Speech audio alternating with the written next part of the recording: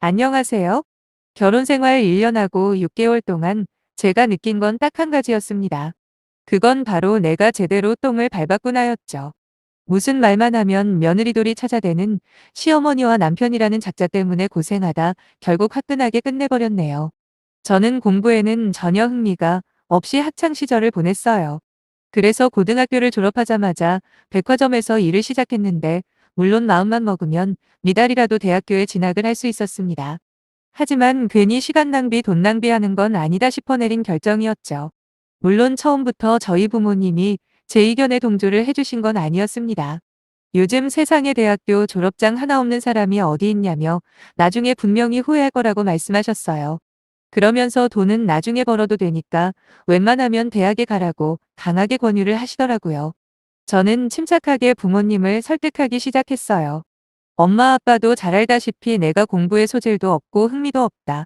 그런데 괜히 대학 다닌답시고 부모님께 손 벌리기도 싫고 꼭 대학을 나와야 제대로 인생을 사는 건 아니라고 생각한다고 말이죠. 감정에 동요 없이 조근조근 이해를 구했더니 결국 저희 부모님도 제 뜻을 받아들여 주시더군요. 백화점에서 판매사원으로 일을 하면서 비로소 저의 적성을 찾은 듯 했어요.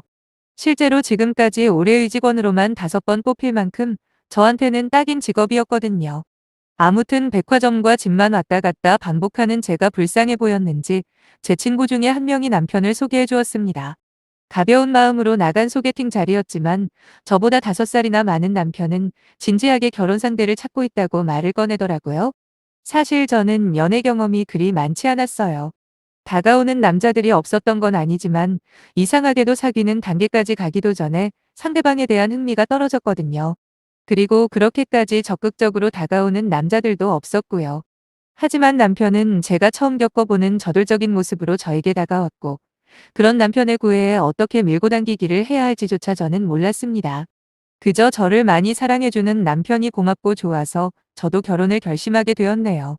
남편에게는 3살 터울의 형이 한 명 있습니다. 그 형도 이미 결혼을 했고 아이도 있어요.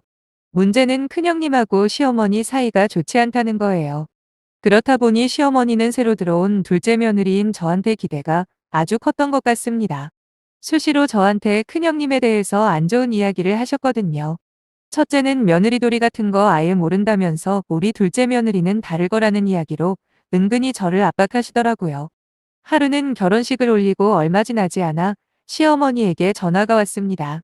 살짝 화가 난 목소리의 시어머니께서 신혼여행에서 돌아온 지가 언젠데 아직도 집들이를 안 하냐고 시댁 식구들 전부 불러서 식사 대접 한번 하라시더군요. 제 음식 솜씨도 한번 보겠다며 기대한다고 말씀하시는데 사실 약간 걱정이 되었어요. 창피한 일까지는 아니지만 고등학교 졸업 이후로 계속해서 일만 해왔기 때문에 저는 요리에 아무런 재주가 없었거든요.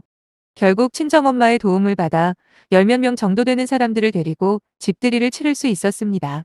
제 의견은 전혀 물어보시지 않고 일방적인 명령조였지만 그때만 해도 크게 기분 나쁘다거나 그러지는 않았어요.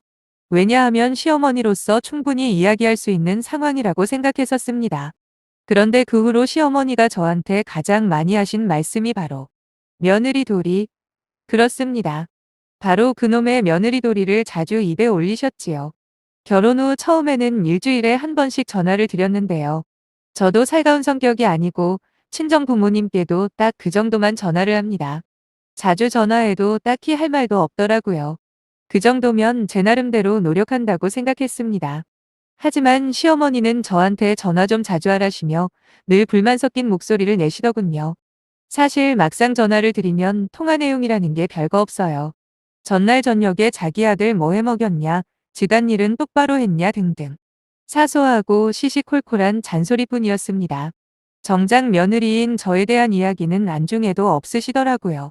그렇다 보니 저도 점점 전화하기가 싫어졌고 조금씩 전화하는 주기가 길어지게 되었어요.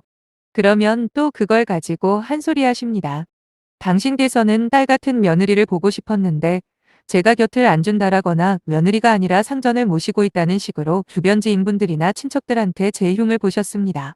한마디로 저를 아주 나쁜 며느리로 만들어 놓는 거죠. 보다 못한 친척들이 시어머니 말만 듣고 저를 훈계하러 전화해 오기도 하고 또 어떤 친척들은 슬쩍슬쩍 시어머니가 저에 대해서 어떤 욕을 했는지 전해주기도 했어요. 또 한 번은 결혼하고 2년쯤 지났을 때 시어머니께서 서울에 올 일이 있다며 갑자기 저희 집에 오신 적이 있었습니다. 그전에도 그렇게 갑자기 오시는 경우가 몇 번 있었기에 크게 놀라지는 않았어요. 저는 늘 하던 대로 식사 준비를 하고 상을 차려드리니 대뜸 어디 며느리가 차려주는 생일상 한번 받아보자 하시는 겁니다.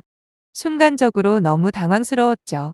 그 다음 주가 시어머니 생신인 건 알고 있었지만 이미 그날은 외식을 하기로 이야기가 끝나 있는 상황이었거든요. 설마 볼 일이 있다는 핑계로 생일상을 직접 받으러 오실 줄은 생각을 못했기에 미역국 같은 건 준비하지도 못했습니다. 시어머니는 크게 실망하셨다면서 너는 며느리라는 애가 그렇게 칠칠치 못하냐고 눈치가 없어도 너무 없다며 그래가지고 어른들한테 예쁨을 받겠냐는 등의 억지를 부리셨어요. 지금 생각해보면 시어머니 말에는 언제나 제가 알아서 챙기기를 기본으로 깔고 있었던 것 같아요. 사실 시어머니는 본인이 하고 싶은 말이 있으면 상대방이 어떻게 받아들일지에 대한 배려가 전혀 없으신 분입니다. 일단 생각나면 바로 입으로 뱉어버리는 식이거든요. 거기다 더 최악인 건 설령 자기가 말실수를 하더라도 절대 인정하지 않으십니다. 예를 한번 들어보자면 작년에 저희 친정부모님의 도움을 받아 당시 살고 있던 빌라 전세에서 작은 평수지만 아파트를 사서 이사를 갔습니다. 이사 간 날 저희 집에 온 시어머니는 한참을 창밖을 내다보시더니 풍경이 구리다 한마디 하시는 겁니다. 거기다 집안 구조가 너무 옛날식이라고 이 트집 저 트집 잡으시는데 솔직한 말로 돈 한 푼 보태준 것 없으시면서 저희 집에 대해서 이러쿵저러쿵 하시는 게 귀에 상당히 거슬리더군요. 2년만 살다가 더 좋은 집으로 이사를 가는 말씀까지 하시길래 제가 웃으면서 받아쳤죠. 대출을 얼마나 꼈는데 2년 있다가 이사를 갈 수가 있겠느냐고요. 그러자 시어머니는 그러면 니네 부자 아버지한테 또 도와달라 그래 그러는 겁니다. 진짜 어이가 없었죠. 늘 대화가 이런 식이니 제가 시어머니와 대화하는 걸 좋아할 수가 있겠습니까? 그러다 제 인내심이 완전히 폭발해버리는 사건이 있었어요. 작년 추석에 시부모님을 뵈러 갔었는데 하필 그날따라 친척들이 엄청나게 많이 오신 겁니다. 말로는 2, 3일만 있다가 친정에도 가보라고 하셨지만 얼마나 빡세게 굴리시던지 진짜 힘들어 죽는 줄 알았다니까요. 간신히 마지막 날에 친정에 갈 수는 있었지만 이미 몸이 녹초가 된 터라 피곤해서 잠만 자다 왔네요. 결국 집에 와서 남편과 대판 싸우게 되었습니다. 그런데 남편 입에서 연애 때는 상상도 못한 단어들이 쏟아져 나오더라고요. 시댁에 가서 음식하고 일하는 게 당연한 거지. 그걸 가지고 자기한테 뭐라고 하면 자기는 할 말이 없답니다. 거기다 저보고 출가 외인이라면서 이제 한 집안의 며느리로서 그만한 도리를 하는 게 제일 중요하다네요. 자기 친구들 부인까지 꺼내면서 명절에 친정 못 가는 며느리들이 얼마나 많은데 그래도 당신은 친정에 가기는 했지 않냐 따지는데 진짜 이제야 본색을 드러내는구나 싶더라고요.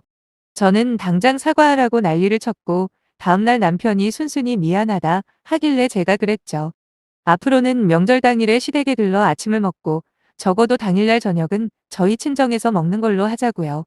남편도 동의를 하길래 그렇게 넘어가는 줄 알았습니다. 그러다 올해 설날이었습니다. 설 연휴가 다가오자 남편이 달력을 들고 오더니 슬슬 밑밥을 깔더라고요. 이번 연휴는 특별히 차가 더 막힌다는 뉴스를 봤다면서 이번에는 새해 첫 명절이고 상황도 빠듯하니까 그냥 시댁만 가자고 하는 겁니다. 친정에는 다른 때 기회를 보자고 하면서요. 저랑 약속했던 건 까맣게 잊은 듯 능구렁이처럼 실실 웃는 남편의 얼굴을 보고 있자니 화도 나고 분했습니다.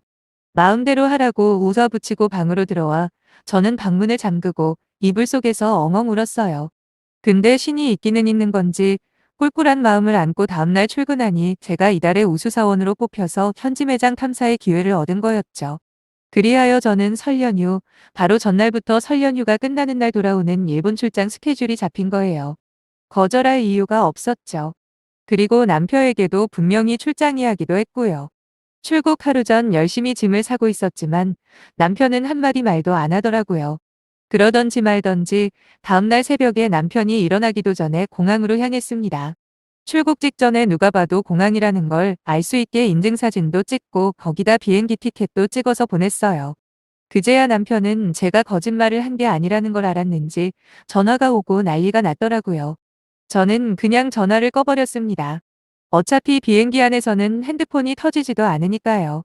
3시간도 안 되는 비행 끝에 도착해서 휴대폰 전원을 켜보니 수십 통의 연락이 와 있었습니다. 그리고 문자 내용 중에 이혼 어쩌고가 있더라고요. 네가 과연 며느리가 맞냐? 도대체 개념은 어디다 팔아먹은 거냐? 이번 일은 절대로 가만히 안 놔둘 거니까 이혼까지 각오해야 할 거다 등등 그 문자들을 딱 보는 순간 제 마음속에 단 하나 남아있던 작은 불씨가 꺼지는 것 같았습니다. 지금까지 나와 한 이불을 덮고 살아온 남자가 겨우 이런 쪼다라는 게 믿겨지지가 않더라고요. 출장에서 돌아오자마자 저는 바로 친정 부모님 댁으로 찾아갔어요. 그리고는 그동안 어떻게 살았는지 또 한 번 눈물 한 바가지 쏟으며 털어놓았죠. 사실 제가 전부 적지는 못했지만 정말 많은 일들이 있었거든요. 친정 부모님은 한참 동안 제 이야기를 들으시면서 큰 속상함에 같이 눈물을 흘리셨어요. 얼마 후 앞으로 더 볼 것도 없으니 이혼하라고 하셨습니다. 그리고 한마디 덧붙이셨어요.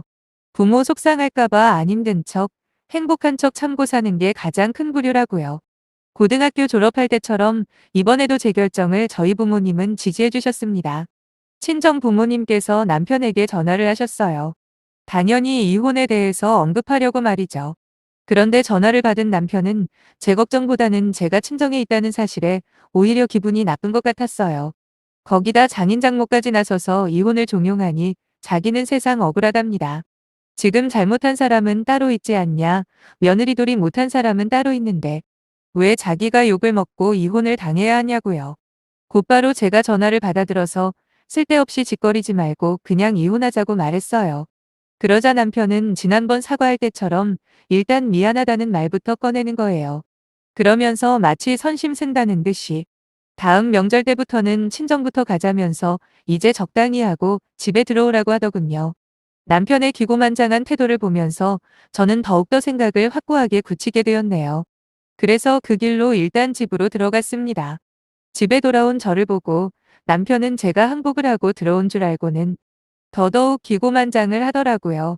남편은 아내 노릇은 종 못해도 봐줄 테니까 이제부터는 며느리돌이 하나만큼은 확실히 챙기라네요. 명절날 말고 평일에 시댁에도 좀 찾아뵙고 하라고. 그리고 시부모님한테 아양도 좀 떨라네요. 저는 어디서 개가 짖나라는 심정으로 한 귀로 듣고 한 귀로 흘려버렸습니다. 그리고 다음 날부터 조용히 이혼 준비를 시작했어요. 친구 소개로 무료 법률 상담을 받은 뒤 서류 준비부터 시작했어요.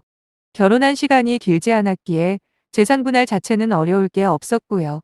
그렇게 완벽하게 이혼 서류를 준비한 뒤 싱크대 위에 사인까지 해서 올려놨습니다. 제가 마련한 이혼 서류를 발견한 남편의 얼굴은 점점 하얗게 변하더니 나중엔 거의 파랗게 변하더라고요. 제가 며느리돌이인지 관심도 없고 이젠 나랑 상관없는 말이라고 했어요. 애도 없는데 뭘 망설이겠냐고 이쯤에서 각자 갈 길 가자고 그랬습니다. 그러자 남편은 진짜 끝까지 왜 이러냐고 이미 반성해서 돌아온 거 아니냐입니다. 반성 같은 헛소리 하지 말고 그냥 조용히 이혼이나 하자고 쓰레기야 재활용도 하고 그러지만 당신은 해당 사항 없는 것 같으니 과감하게 처분할 거라고 했어요. 남편은 화를 못 참고 집 밖으로 나가버렸고 얼마 후 이 상황을 알게 되신 시부모님한테 번갈아 가며 전화가 오더군요. 이제 명절 때는 꼭 친정에 보내줄 테니 너도 그쯤 했으면 멈추랍니다. 이제 나랑 상관없는 사람들이라는 생각이 드니까 더 이상 참을 필요도 없었어요. 시어머니에게 한 글자 한 글자 또박또박 쏘아붙였습니다. 어머님이야말로 그쯤 했으면 적당히 하시라고요. 그놈의 며느리돌이 찾을 시간에 당신 아들이 사위돌이 얼마나 했는지 확인해 보시라고. 그리고 어머님도 똑같다고 그랬습니다. 며느리돌이를 그렇게 따지시는 어머님은 과연 시어머니돌이 제대로 하신 적 있냐고 며느리라고 말 함부로 하고 어머니 성질대로 하신 건 잘하신 거냐 따져 물었더니 곧바로 대답을 못 하시더라고요.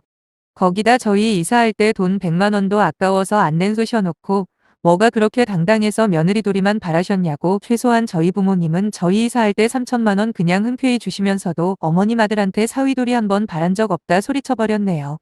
제대로 된 반박도 못하시면서 혼자 화가 나서는 어버버하는 소리가 전화기 너머로 들리는데 어찌나 속이 시원하던지요. 결국 저는 자유의 몸이 되었고 남편은 다시 시부모 집으로 들어간 걸로 알고 있습니다. 분명히 그 집에서 또다시 아들 결혼시키려고 하겠죠? 모르긴 몰라도 식모로 쓸 여자가 필요해서라도 찾아 헤매일 겁니다. 사연을 쭉 서놓고 보니 딱히 누구를 욕할 필요도 없는 것 같네요. 이게 전부 저런 등신 같은 집안에 시집이랍시고 가기로 결정한 제 탓 아니겠습니까? 이제라도 되돌리고 싶은 마음뿐이에요. 지나간 과거는 지울 수 없겠지만 적어도 앞으로 다가올 미래는 제 손으로 그려낼 수 있을 테니까요. 부디 제 앞날에 이제는 좋은 일만 생기기를 기도해 주시면 너무나 감사하겠습니다.